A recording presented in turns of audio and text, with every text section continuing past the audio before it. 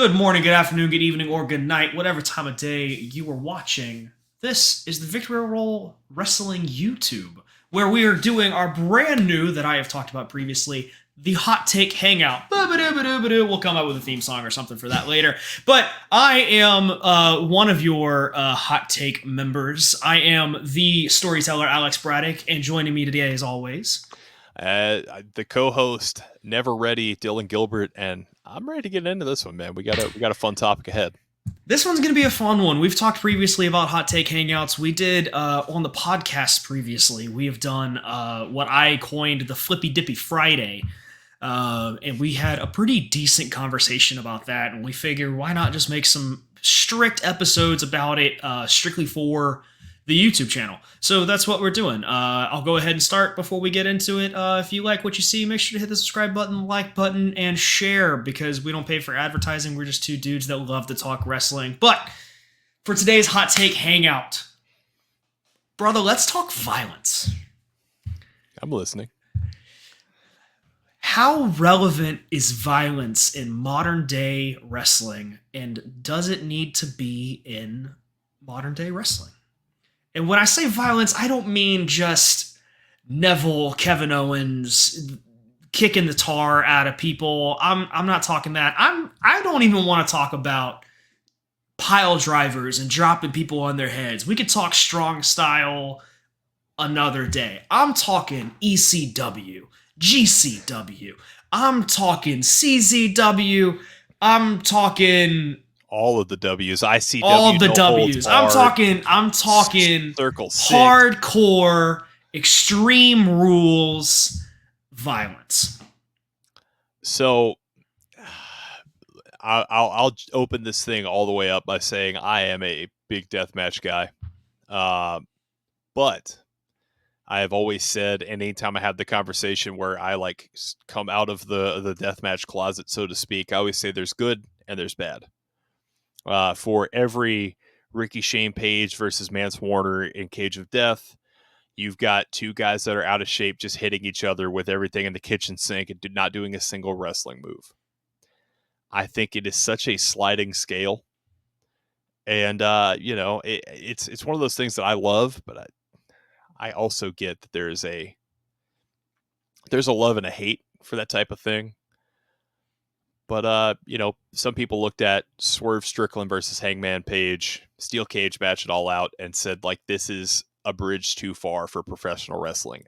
And I kind of disagree, but I'd like to, maybe this is where we open the floor up. This is where we'll open the floor, but we'll start it. That was the preface. So in other words, we'll get into all those conversations. Fair and enough. I'm even going to make a note and just say Hangman v Swerve, so we make sure we get back into that one. But buddy, let's first talk weapons. See, I will most of the time play devil's advocate with you. We very much share an opinion with each other. We have the same opinion with a lot of things in wrestling, but I will go on to say I hate it when companies use weapons every other match. Yes. I will say, like, outside of your rare occurrences, like I do love a good deathmatch tournament, like a Tournament of Survival, Nick Gage Invitational, stuff like that. Because if you pay attention, these guys do a good job of building an intensity from match to match. They don't just come right out of the gate and do the craziest thing you've ever seen and they go, like, we'll top that. But like when WWE used to do Extreme Rules and every match was Extreme Rules, it gets tiresome. Yes. Because if every match is a car crash, no match is a car crash. Correct. There's nothing to build to. There's no stakes. And I will completely agree with that.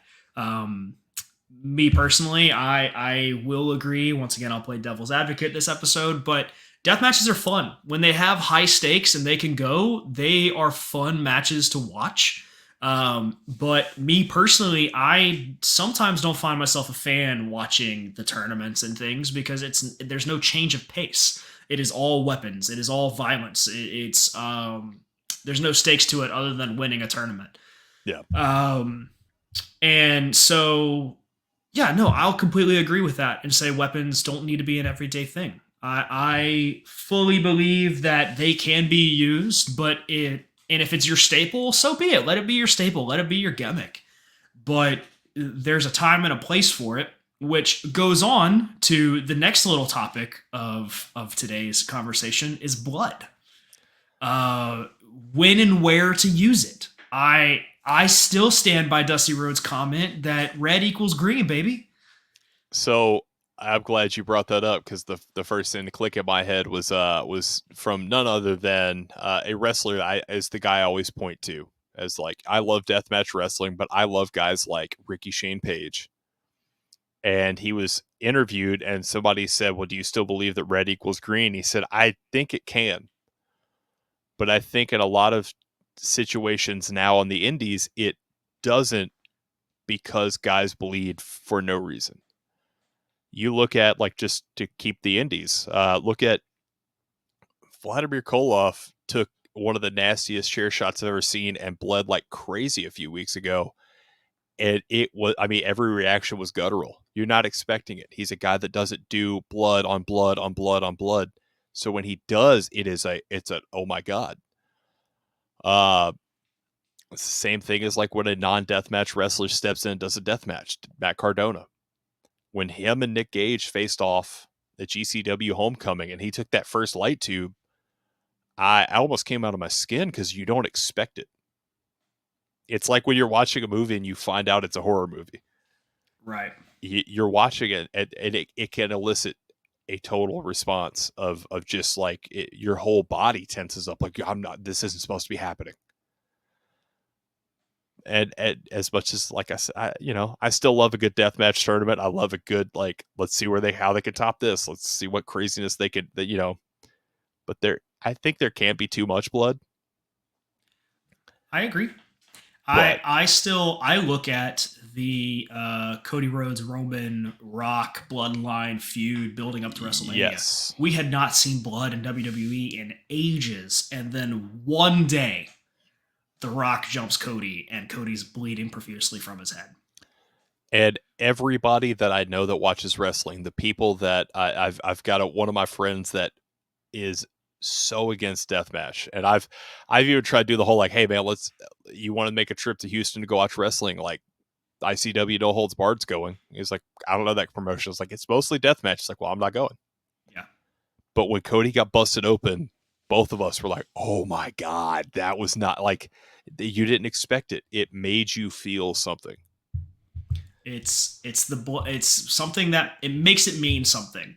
It's very similar to the Rock cursing in WWE. Like just having PG TV and then all of a sudden Rock comes in and drops f bombs left, right, and center. It happens. It just means that much more because you haven't heard it and you haven't seen it in so long.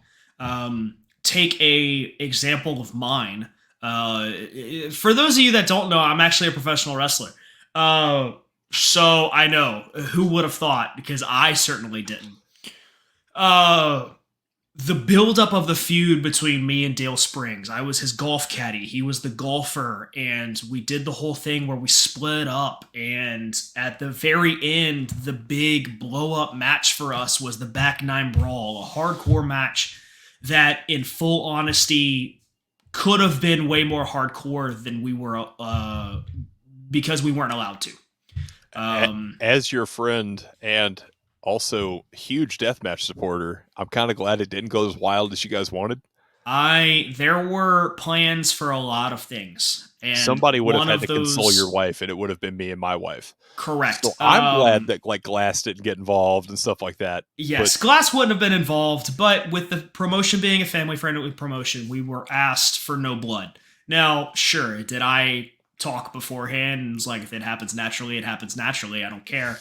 Um, but it's one of those things that for me, that company had never seen blood.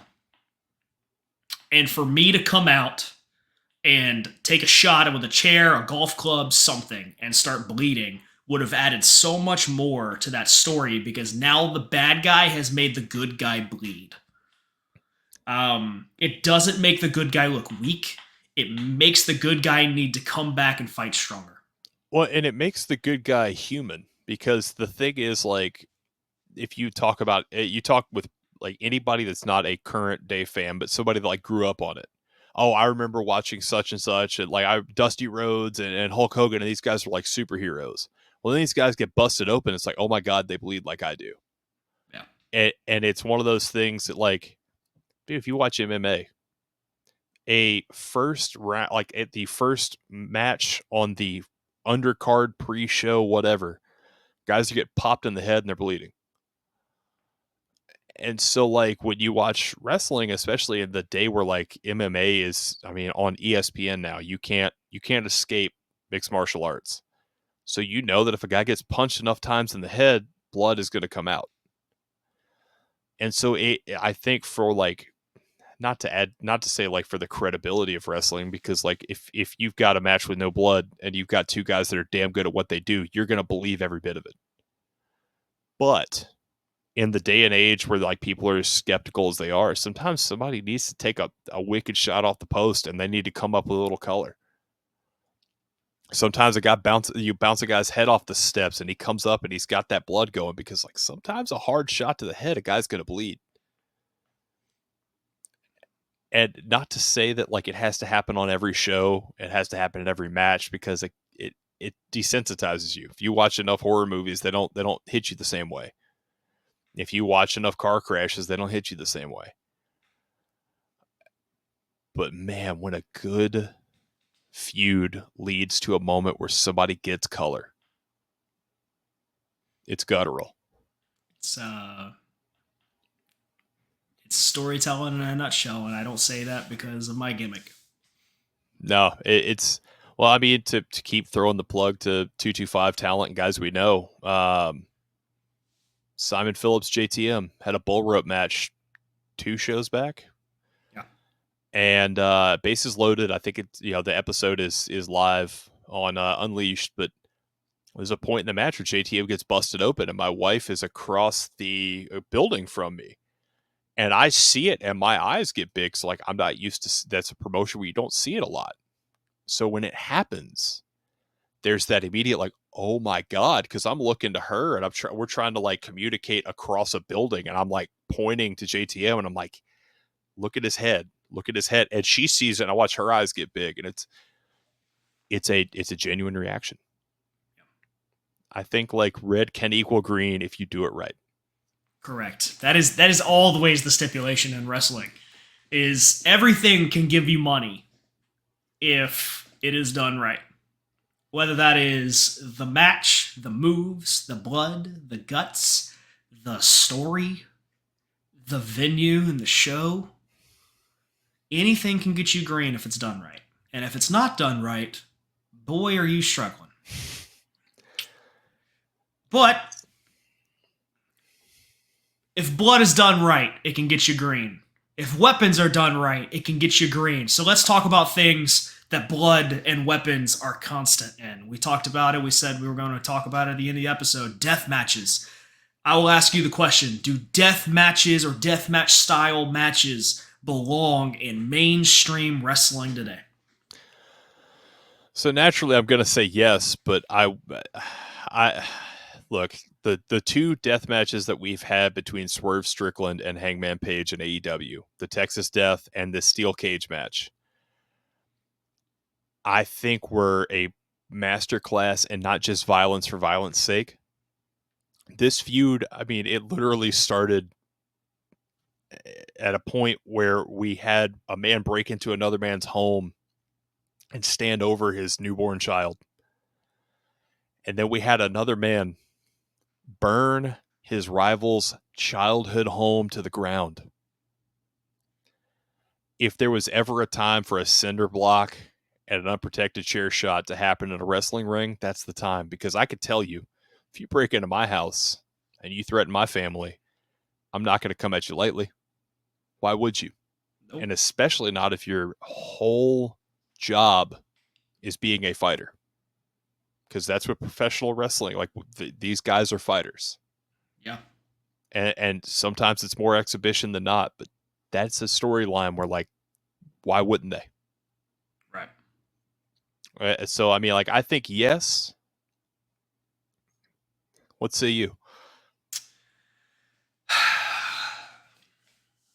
I definitely struggle with it.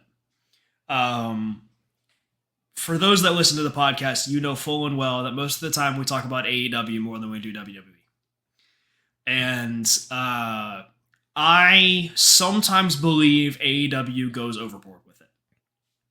There is a lot of violence in AEW, and there's practically none in WWE when it comes to weapons and that kind of style. Um, what I will applaud AEW for is they do it right. Mm-hmm. They use it as blow off matches. I I mean, I can't say anything because I've had a hardcore match as a blow off match. Like it was the end of the rivalry between me and Dale was that back nine brawl 2 years ago. Um and that was a year and a half of storytelling, if not more, building up to that until everything exploded and we got to where we were. So I cannot say, because I've done it, I cannot say that violence and deathmatch style wrestling does not belong in wrestling. Because if it's one of those things, you mentioned Simon and JTM. They had a bull rope match, and sure, it did not have chair shots, tables, this, that, and the other. But that is two brothers that are going to war with each other, and fists don't do it for them. It was so violent without any sort of crazy weapon spot. I think that was a perfect, like, this is built to this point, and a regular wrestling match will not do. And I'll go back to me and Dale. We had the friendship. That friendship was ruined. We are technically brothers in war, and we still are. But he turned on me. I let fists be fists, and that wasn't enough for him. I'll go ahead and spoil the story. He finds me when I'm out on a date with my wife. That wasn't good enough for him. I call him out. He invades my own apartment and beats the tar out of me and finally accepts the hardcore match, and I do everything in my power to let him feel all the pain that he inflicted on me. That is the ending of a rivalry, and the ending that is some rivalries cannot or don't need. I feel like some rivalries end that way, and it's like, no, this could have ended in like a best 2 out of 3 falls or something. Like, y'all are talking about how y'all are fantastic grapplers, and then the next night y'all are hitting each other with chairs. And Sheamus and Cesaro's best of 7 didn't need to end in a death match.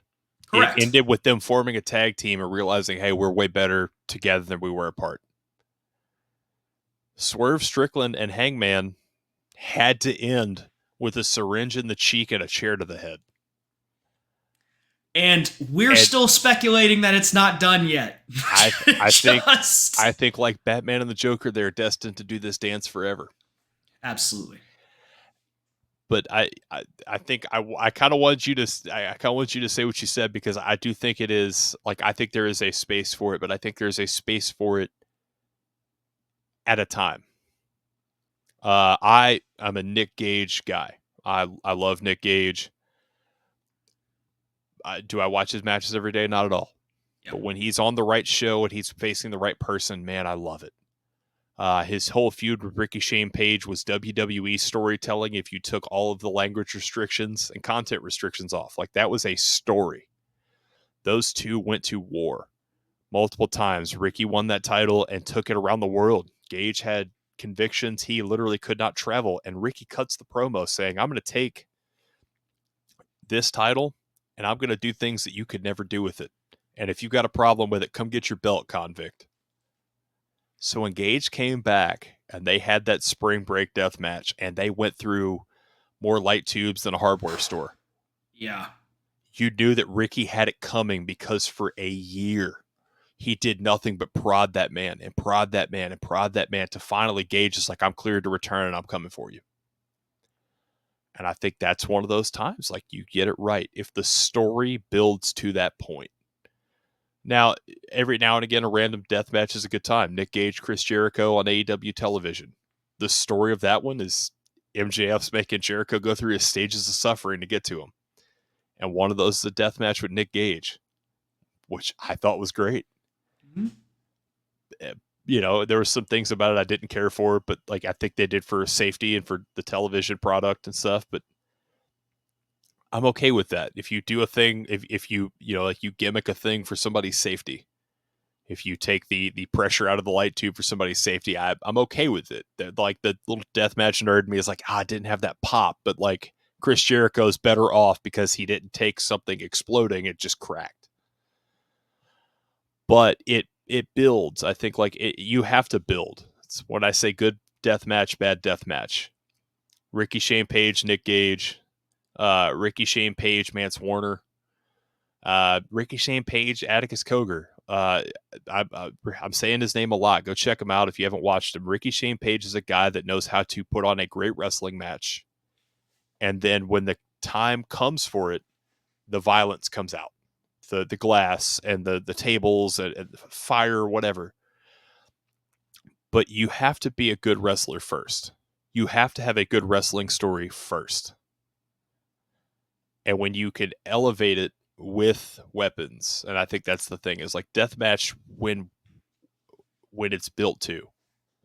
Not every wrestling feud has to be blood and carnage and glass and light tubes but some can get to that point.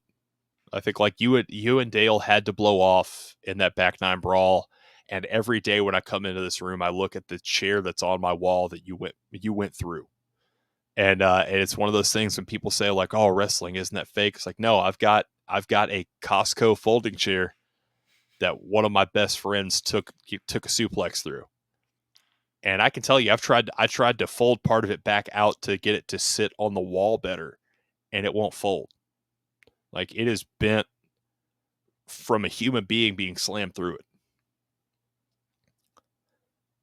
I think it's time. I think it's time and its place. As much as like I do enjoy, sometimes I'll just watch a good random death match. But like when people ask me like what's your favorite death match, I point to Mick Foley, Terry Funk, IWA Japan, King of the Death '95, because both of those men don't want to touch the ropes in this no rope barbed wire match. This isn't like a, hey, let's smash the glass on the ground, take a back bump and show her crazy. This is two guys that have been through it, and they don't want to feel it again. And I want you to go through it, but I don't want to go through it. And the story of that match is trying to deliver the punishment without taking it, and stopping short and telling a story with it. So if you could tell me a story with a death match, that's awesome. But if you're just two guys that can't work bashing each other over the head with stop signs, I have a harder time with that. Absolutely. So yeah. Everything you just said, I agree with. So, in conclusion to this hot take hangout, is blood worth it in mainstream wrestling if it's done right? Are weapons valid in mainstream wrestling if it's done right? Is deathmatch wrestling relevant and can it be prominent in modern day wrestling if it is done right? Like a good seasoning, sometimes you just got to sprinkle a little in. And at the end of the day, it's wrestling, it's violence, it's what you're there for. And maybe it's not your cup of tea, but there's plenty of other things that are out there to do it for you. But Dylan, thanks for hanging out, buddy, with this little hot take hangout. Hey man, I like this. I think we should do this more often. Yeah, it's definitely going to be a thing. But if you like what you've listened to, make sure you hit the like button, hit the subscribe button, possibly even the little bell. I don't know how it works. I haven't figured out YouTube yet. And once again, we're two fun dudes that just love talking wrestling about to each other. We just press the record button to talk about it with each other. So we don't pay for any advertising. We don't pay for anything of that matter. So if you liked what you see, just click the share button. Share it with some buddies that you think it would love to hear this interesting conversation. But I end every episode and podcast and everything like that the same way that I started. So whether it's a good morning, a good afternoon, a good evening, or good night, thanks for hanging out with us during this hot take conversation.